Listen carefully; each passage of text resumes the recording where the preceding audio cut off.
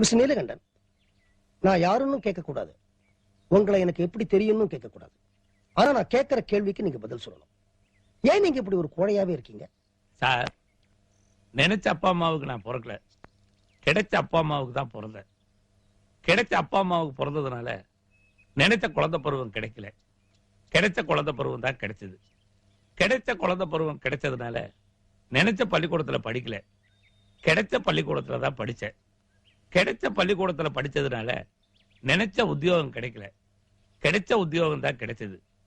கிடைச்ச உத்தியோகம் கிடைச்சதுனால நினைச்ச பொண்டாட்டி கிடைக்கல, கிடைச்ச பொண்டாட்டி தான் கிடைச்சா. அதுக்கப்புறம் என்னால எப்படி சார் வீரனா இருக்க முடியும்? வடிவேலு, இவர் சொன்னது ஏதாவது புரிஞ்சுதா? நினைச்ச மனுஷனை நீங்க கொண்டு உட்கார வைக்கல, கிடைச்ச மனுஷனை தான் உட்கார வச்சிருக்கீங்க. கிடைச்ச மனுஷனை உட்கார வச்சதுனால நீங்க நினைச்சபடி அவரால பேச முடியாது.